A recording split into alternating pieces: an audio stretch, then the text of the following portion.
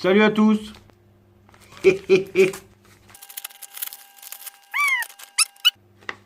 Ma carte grise de la générique, je vais pouvoir absorber les kilomètres. Allez, jingle.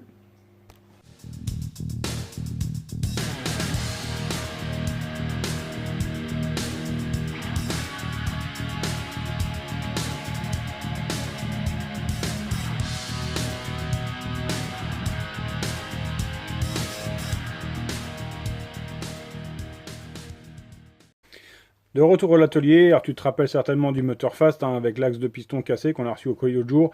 Alors j'ai vu là, je me débrouille, je commande les pièces qu'il faut commander et on remontera ça. À savoir que ce sera un moteur de piste et non un moteur de run à adapter à la course. Allez, donc aujourd'hui on se retrouve pour un petit truc un peu différent. On va faire un moteur de mobilette. Alors c'est pas n'importe quel moteur de mob. Yeah. Alors là tu vois de la grosse pièce. C'est le carter Néo, ça. Carter Néo, taillé dans la masse, c'est lourd. Alors ensemble, on va faire le tour de la config. Ici, un super haut moteur 70 fast. Ensuite, on voit un carter moteur Néo hybride, taillé dans la masse. Ici, ramené en anthrax nitro pour pouvoir y mettre le haut moteur. Le vilebrequin Doppler de Derby. Et des roulements. Ici, un standard. Et après, un roulement à rouleau. Donc roulement à rouleau, pourquoi? En fait, il est plus rigide qu'un roulement à billes, forcément, la surface de contact est plus large. Et aussi, tu dévisses tout simplement tes vis de carter et tu peux ouvrir ton carter en deux temps, trois mouvements sans chauffer forcément, parce que le roulement se démonte tout simplement en faisant glisser la cage dans l'autre. Tu comprends? Alors ça, par contre, il faut le caler en largeur. Donc là, ce que je vais faire, c'est que je vais mesurer en fait, tout simplement. Là, j'ai mis mes faux roulements dedans. Bon, forcément, ça ne veut pas venir. Là, j'ai mis mes faux roulements dans le carter. Je vais monter mon vilebrequin dedans. Je vais regarder mon jeu latéral, tac, tac, tac, tac. Je mesure tout l'ensemble et après, je définis en fait ici. J'ai des bagues, tu vois, ça c'est des bagues qui viennent de chez Bidalo. Donc c'est, tu vois, c'est une pochette de rondelles de calage diamètre 20 pour les sauts de 20. Et donc avec ça, il y en a différentes épaisseurs et tu cales en fait ton vilebrequin en largeur. Alors là, on va essayer d'avoir un jeu à peu près d'un dixième dans le vélo. Un dixième, c'est bien. Bon, ça y est, j'ai fait mes calculs de mathématiques. Bon, je te rassure, niveau fin de CP, ça suffit. Alors en fait, si tu veux, ça c'est mes faux roulements, les roulements de calage en fait. C'est avec ça que j'ai mesuré mes espaces. Donc j'ai retrouvé un espace vilebrequin d'un côté complet. Je l'ai fait au cal. Donc au jeu de cale, vilebrequin à fond d'un côté 0,50, quand je le pousse de l'autre côté 2,29. Donc j'ai un jeu de 0,79. En fait tu soustrais, ça c'est pas très compliqué. Alors après, à savoir que là, ici mes faux roulements, ils sont plus fins que des vrais roulements. Donc 13,74 et 13,78 ils font, donc ça me fait 27,52 la somme des deux. Et les vrais roulements, eux, ils font 13,97. Après ça dépend du pied à coulisses. Ils sont pas tous étalonnés super bien pareil, bon bref on s'en fout. Il faut voir, c'est en mesurant avec le même pied à coulisses. Bref. Donc, les deux vrais roulements, ils me donnent 27,94. Alors après, si tu veux, tu prends l'épaisseur des deux roulements. Là, tu prends le 27,94, tu soustrais les faux roulements de 27,52. Et ça te donne un jeu de 0,42. Ça, c'est le jeu réel à combler. Alors là, je veux 0,10. Donc, tu calcules combien qu'on va mettre. Normalement, 20 d'un côté, 10 de l'autre, ou 15-15, je sais pas, il faut que je regarde ce que j'ai dans le truc là.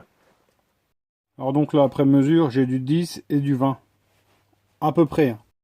Voilà, j'ai complètement oublié de préciser un truc, c'est que en fait, les rondelles de calage, elles vont bien entre le roulement et la masse de vilebrequin. C'est les roulements qu'on pousse à fond dans les carters. Voilà, donc là, c'est monté mon roulement standard. Ici, il y a ma bague de roulement à rouleau. Mon roulement en rouleau, c'est un peu chaud. Je vais le prendre comme ça. Mon roulement en rouleau ici, il est monté dans mon carter. Tu vois, là, c'est vraiment chaud. Oula. On repose ça. Alors donc maintenant, si on n'a pas foiré ses cotes, ça doit rentrer sans souci. Et ça doit bien jointer. Voilà. Donc là, visiblement, c'est beau. Voilà. Donc, je sais pas si tu l'entends. J'ai mon petit jeu.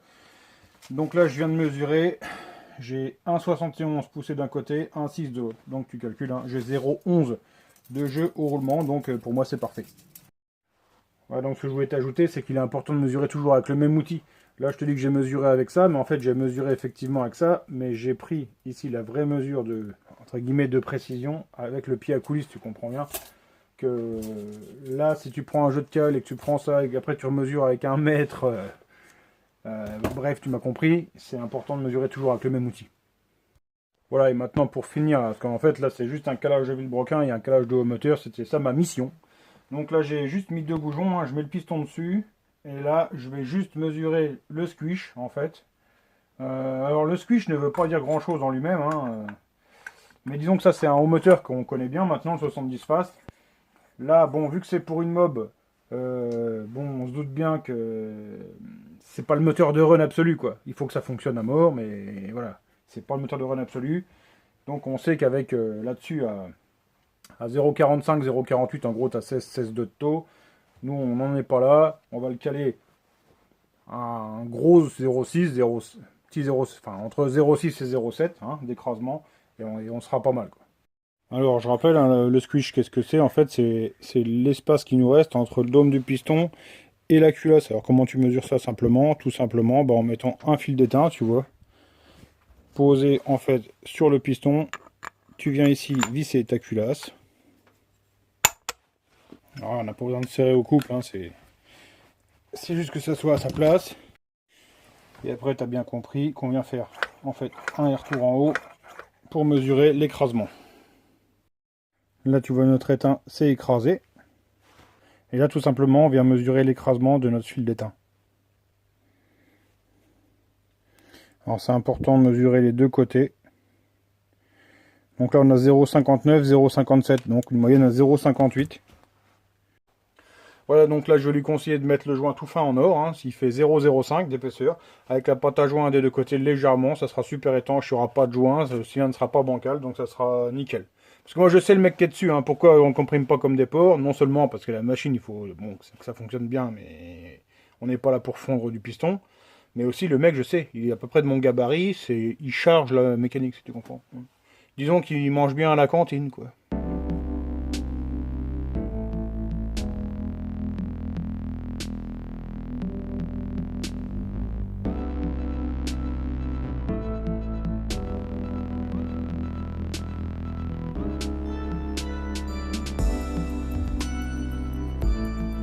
Donc à titre personnel, moi je m'arrête ici, hein, c'était simplement un calage du haut moteur et un calage du vilebrequin.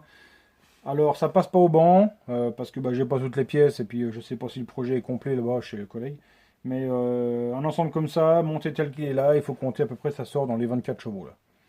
Voilà, donc sur une mob ça va déjà être sympa.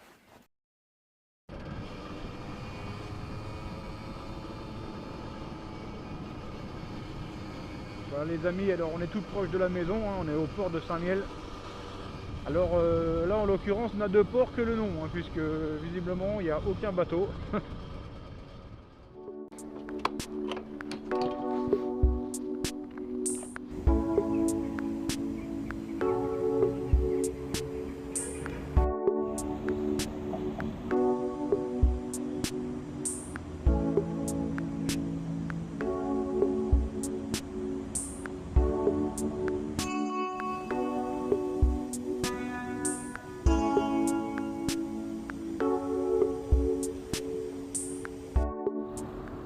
Voilà, donc il n'y a pas de bateau, mais nous sommes bel et bien au port de Saint-Miel, sous le pont Patton, hein, quasiment en centre-ville. Alors j'ai l'Eptic Concept qui me dit salut Yanné, est-ce qu'il y a une proportionnalité au niveau des diagrammes d'un cylindre? Exemple, si tu montes l'échappement, machin. Alors je comprends pas trop la question, mais c'est est-ce que si tu montes de 5 dixièmes le cylindre, est-ce que ça va monter autant le diagramme d'échappement que d'admission? Si c'est ça la question, c'est non. Ça monte plus vite sur le côté que l'échappement. C'est normal, hein, c'est parce que tu as plus d'angle de bielle à ce moment-là, donc le diagramme monte plus vite. Alors j'ai Cool Antoine YouTube qui me dit salut, quels sont les risques potentiels d'avoir plus ou moins d'avance à l'allumage? Alors bon, bah moins c'est pas trop gênant, encore que ça peut te faire prendre trop de tours et exploser un vilebrequin ou autre, mais c'est surtout en avoir de trop. Alors là par contre ça peut être rapidement destructeur, hein. Imagine bien que ça force tellement, hein, pour le faire tourner. vu que l'avance, hein, t'imagines bien que ça explose avant que le piston soit au point mort. Alors si tu en as de trop, forcément ça force énormément sur le vilebrequin. Alors j'ai Gabriel Barrière qui me demande quel est ton avis sur le cylindre Roost. Alors je t'avoue que je ne l'ai pas eu dans les mains. Les photos que j'en ai vues par contre, hein, c'est joli, hein, ça ressemble beaucoup à ce que je fais dans les teams en fait, c'est-à-dire beaucoup de convergence en fait sur l'échappement, des transferts super carrés, bien dessinés. Ça a l'air joli. Après je peux pas te donner vraiment d'avis plus que ça parce que je l'ai pas eu dans les mains, je l'ai pas testé. J'ai Stéphane qui me demande salut, est-il possible d'après toi de faire un bicylindre sur AM6? Alors c'est toujours faisable, le souci c'est les sous engagés pour pas grand chose. C'est ce que je dis souvent, quand on veut faire un bicylindre, franchement autant acheter ce qui existe. Là en l'occurrence il n'y a pas grand chose si ce n'est l'intercarter bidalo. Franchement au vu de la somme engagée en fait pour faire ça, pour moi c'est trop dommage de tout prendre dans la tronche parce que les accouplements de vilebrequin ne vont jamais tenir. Enfin pour moi voilà, quand on fait un bicylindre il faut partir sur un truc qui est fiable et qui existe. Alors j'ai Rudy GNRD qui me demande c'est quand le prochain vlog avec la générique. Ça va arriver bientôt je pense, peut-être ce vendredi, à voir. Et Stuntermat qui me dit, enfin t'es pas tout seul en fait, il y en a beaucoup qui m'ont dit ça, c'est pour la cintreuse comme on a vu l'autre fois, hein, que je dis que ça pliait le tube, c'est la remplir de sable. Alors effectivement je l'ai fait aussi, mais ça reste quand même moyen. C'est quand même pas aussi bien qu'une cintreuse en fait à galet, hein, où le tube est vraiment centré, je sais pas comment on appelle ça là, enfin d'avant en arrière, hein, tout doucement, mais c'est une bonne remarque. Corentin Perron qui me demande quand est-ce que sort le cylindre Too Fast avec les bougons extérieurs là. J'ai pas de date précise, ça arrive très bientôt, hein, d'ici un mois maximum ça doit être là.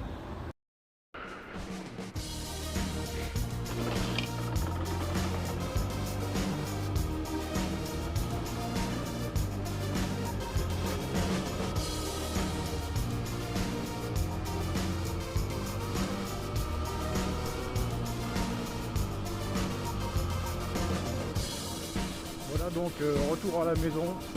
Je vous souhaite de passer une bonne soirée et je vous dis à plus. Bye.